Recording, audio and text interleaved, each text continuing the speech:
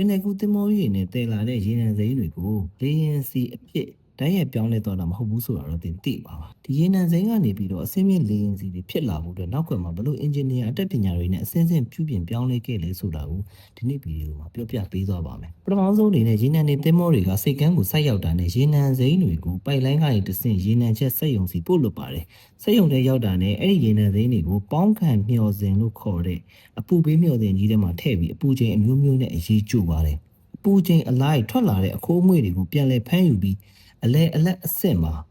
ခရိုစင်ဒါမှမဟုတ်ရေနံစီဆိုတဲ့အပိုင်းအစလေးကိုရရှိလာပါတယ်။ဒါကလေယာဉ်စီရဲ့အခြေခံအုတ်မြစ်တစ်ခုပါပဲ။အင်ဂျင်နီယာတွေကအရေးအသွေးစံချိန်စံညွှန်းပြည့်မီဖို့အတွက်အဆင့်တိုင်းကိုစက္ကန့်မလန်စောင့်ကြည့်ပြီးတော့တချို့စက်ရုံတွေမှာဆိုလို့ရှိရင် cracking လို့ခေါ်တဲ့နည်းပညာကိုသုံးပြီး300ခတ်တဲ့ရေနံပြစ်ကြီးတွေကို molecule အဆင့်ဖြတ်ဆေးပြီးပုံမှုအသုံးဝင်တဲ့လောင်စာစီအပေါ့အသားလေးတွေဖြစ်အောင်ထပ်မံပြောင်းလဲပြစ်ကြရပါတယ်။နောက်တစ်ဆင့်ကတော့ပိုပြီးအရေးကြီးပါတယ်။ hydroprocessing လို့ခေါ်တဲ့စနစ်နဲ့စီထဲမှာပါတဲ့ CAN sulfur တွေကိုအခြားမတန့်စင်တဲ့ဓာတ်ပစ္စည်းတွေနဲ့ခွဲထုတ်ပစ်ပါတယ်။ဒါမှသာလောင်စာစီတွေကပိုပြီးတန့်စင်ပြီးရာသီဥတုဒဏ်ခံနိုင်ပြီးတော့တည်ငြိမ်မှုရရှိမှာဖြစ်ပါတယ်။ဒီလိုတန့်စင်ပြီးသွားရင်တော့တခွဲခန်းမှာတင်းကျပ်တဲ့ quality testing တွေကိုလုပ်ပြီးအထူးပြုလုပ်ထားတဲ့တိုးလောင်ကန်ကြီးထဲမှာထည့်သိမ်းပါတယ်။ဒါကမှတစ်ဆင့်ပိုက်လိုင်းတွေဒါမှမဟုတ်စီတင်ကားတွေလေဆိပ်တွေကိုပို့ဆောင်ပြီးလေယာဉ်တွေကိုဖြည့်သွင်းပေးရတယ်ပြီးတော့ဒီလေယာဉ်စီတွေကိုအသုံးပြုရတာဖြစ်ပါတယ်။ဒီလိုမျိုးတာမန်ရေနံစိမ်းကနေအစိမ့်မြင့်နည်းပညာတွေကိုဖြတ်တန်းပြီးမှ